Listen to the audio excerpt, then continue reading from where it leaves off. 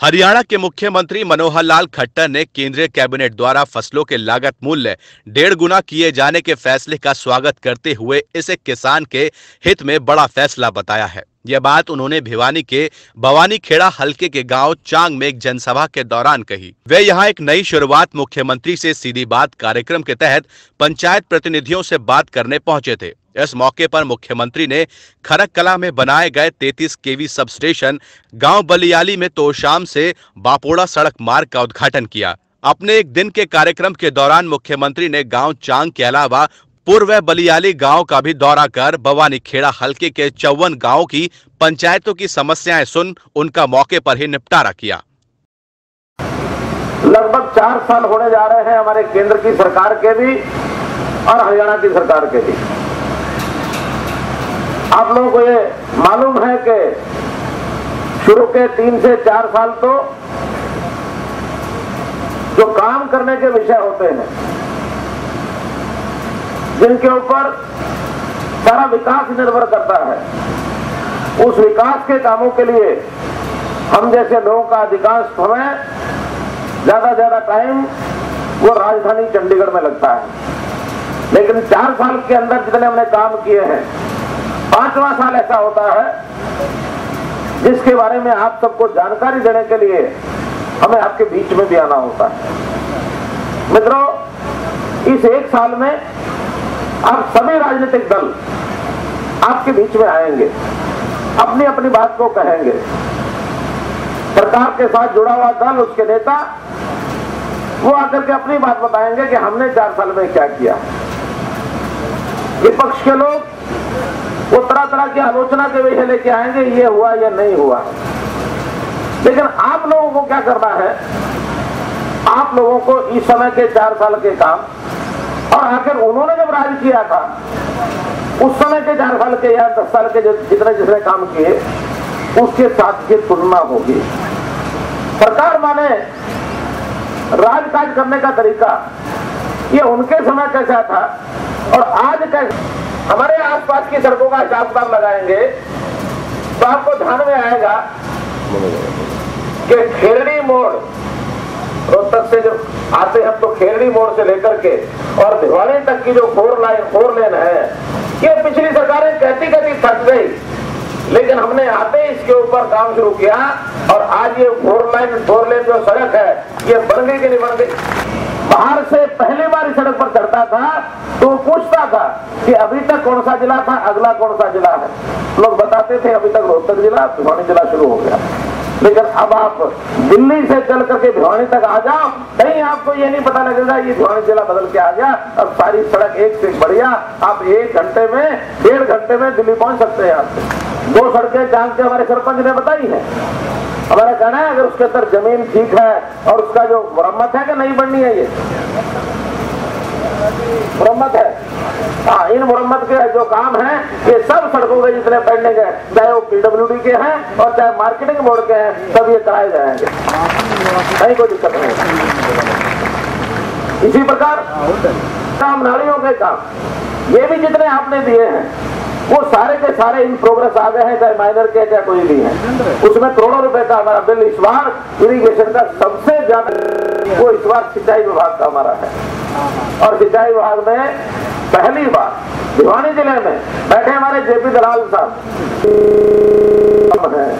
लेकिन उधर हमने 25 साल के बाद जो टेल चौधरी बंसीलाल जी बढ़वा के गए थे अपने टाइम पर, बढ़ा तो उन्होंने दी, लेकिन उसके बाद 25 साल से 30 साल से पानी नहीं आया था। हमने 300 ऐसी टेल है जो 1985 से सूखी पड़ी थी।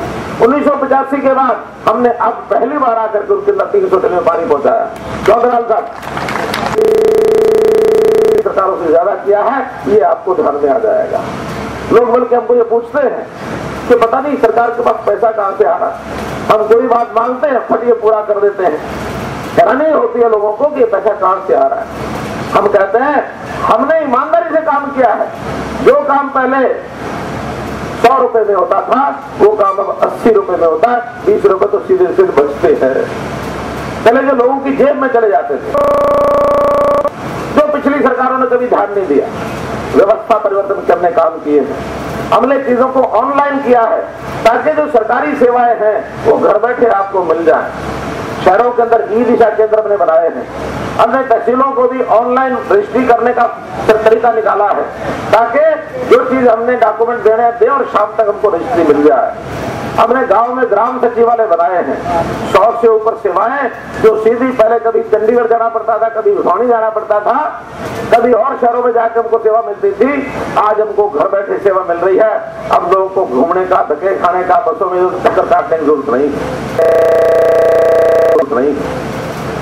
हमने नौकरियां बिना किसी भेदभाव के मेरिट के ऊपर घर बैठे, उसका कोई एक पैसा ना लगे, उसकी कोई स्पर्श ना हो, सारी नौकरियां आज तक जितने 30,000 नौकरियां हमने दी हैं ये बिना भेदभाव के पारदर्शी तरीके से दी हैं। अगर आपके गांव में भी कोई लगा होगा, मुझे नहीं पता कितने लगे हैं कुछ गांव के लड़के लगे हैं ना, जिनका जो लड़के लगे हैं उनसे पूछ के देख लो, अगर कहीं एक आना किसी ने दिया हो तो मुझे आके बता दे, जिसको दिया उसकी गर्दन पकड़ लेंगे। दिया किसी ने लगाई।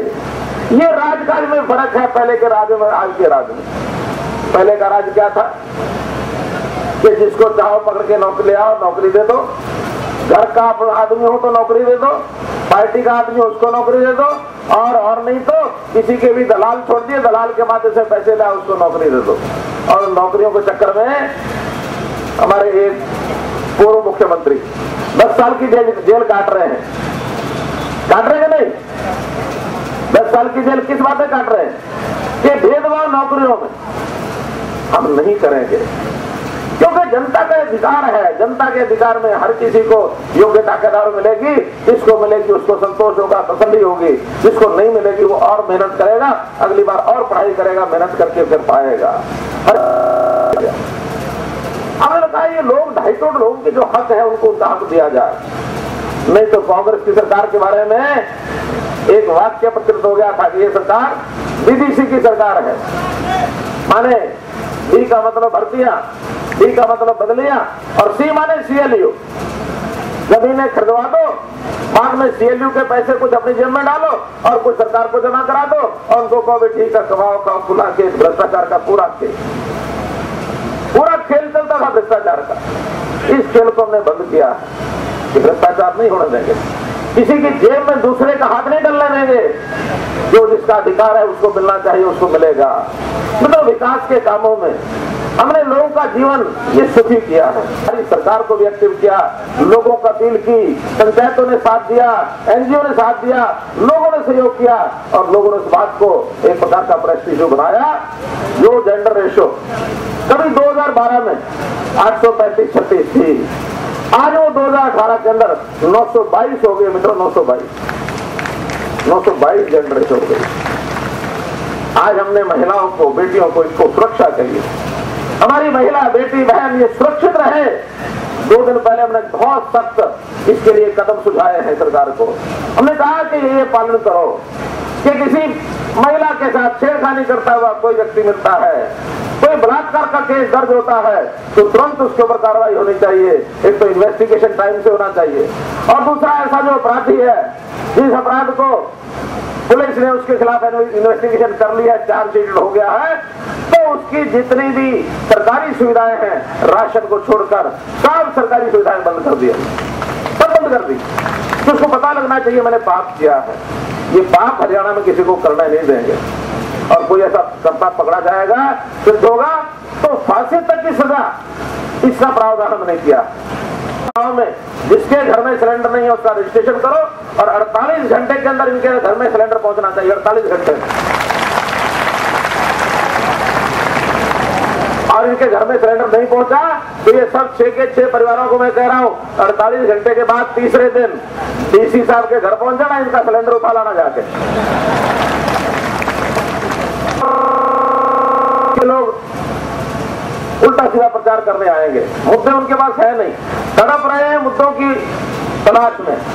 और मुद्दे क्या ढूंढ के लाए हैं? एक ढूंढ के लाया स्वामीनाथन रिपोर्ट, ये लागू नहीं की, उसकी तो प्रधानमंत्री जी ने टाइम फिक्स कर दी। जो स्वामीनाथन की जितनी भी रिकमेंडेशन थी उनको सबको ज्यादा स्वयं से लागू करने वाली सरकार ये भारतीय जनता पार्टी की सरकार, एनडीए की सरकार है, नरेंद्र भाई मोदी की सरकार है। जो काम हम करते हैं ये पिछली सरकारें जोर लगा के चली गई। भूपेंद्र सिंह हुड्डा इस कमेटी की रिपोर्ट को लागू करने के लिए जो अखिल भारतीय कमेटी बनाई थी कांग्रेस ने, उसके प्रधान थे, लेकिन उसके प्रधान 2009 में बने, 2014 5 साल तक इस कमेटी की रिपोर्ट को लागू नहीं करा सके। वो चल पड़े हैं जेल भरने, किस बात के लिए? SYL लेकर के आएंगे। अरे SYL का मुद्दा 30-35 साल पुराना है। ये 2 स्टेट्स का मुद्दा है, सुप्रीम कोर्ट में गया हुआ है, सुप्रीम कोर्ट ने एक निर्णय दे दिया है, दूसरा निर्णय कभी भी इम्प्लीमेंट होने वाला है, लागू होने वाला है। हासिम उठाना नहर, इसका मुद्दा सॉल्व होने वाला है। और इनके जेल भरने से, जेल भी कैसे भरते हैं, एक 500 लोगों को बैठा लेते हैं और एक 15,000 का नाम लिख करके पकड़ा देते हैं वहां के SDM को कि भाई तू घोषणा कर दे कि 15,000 लोग आए, इनको यहीं बैठे बैठे अरेस्ट किया और यहीं बैठे बैठे छोड़ दिया। एक आदमी इनका जेल में नहीं गया, एक भी आदमी नहीं गया। वही घूम घाम के 2-4,000 लोग पूरे प्रदेश में यहां से वहां से यहां घूमते। जनता में जाना है तो जनता के आम आदमी को बैठाओ, उनको इकट्ठा करो, उनको समझाओ। हमने आज चांग के अंदर सभा की है। मैंने अपने सभी जो यहाँ के नेता थे, बाकी लोग इस आयोजन करने वाले लोगों को मैंने कहा कि आपने 18 गांव जो है 19 लोगों को बुलाना, 19वां गांव नहीं आना चाहिए। तो जो मांगे हैं उनको स्वीकार करके विकास का काम करना चाहते हैं। हमने इस विधानसभा में पिछले 3.5 साल के अंदर जो अभी तक हमने काम किए हैं, इस पूरी विधानसभा में लगभग 230 करोड़ रुपए के काम हम कर चुके हैं। 230 करोड़ रुपए के, कोई विधानसभा में छोड़ी नहीं है। इसी प्रकार जो मेरी पीछे अनाउंसमेंट हुई थी वो भी 125 करोड़ रुपए की अनाउंसमेंट, कुछ उसमें उन 300 में आ गई, कुछ अलग से भी है। और अभी आज के राउंड में भी कुछ भी नहीं है। जो मेरे पास मांगे आएंगी, आपके पंच सरपंचों के साथ ही बैठना होगा। तीनों जगह की जो पहले मांगे आई हुई हैं, जो पहले आई है उनकी तो घोषणा आज कर देंगे। वो भी लगभग आज की घोषणा है, कोई 40 करोड़ से कम नहीं बैठेंगे, 40 करोड़ आज भी बैठेंगे। और इसके अलावा आज जो मांगे दी जा रही हैं, कुछ तो मैं हाथों हाथ घोषणा कर रहा हूं, लेकिन कुछ की डिपार्टमेंट से फिजिबिलिटी लेनी पड़ती है। आपके यहाँ के सरपंच ने मुझे 22-23 विमानों का एक चार्टर दिया है। अब उस चार्टर में से, जैसे मैंने बताया, 2 सड़कें मरम्मत की तुरंत बन जाएगी।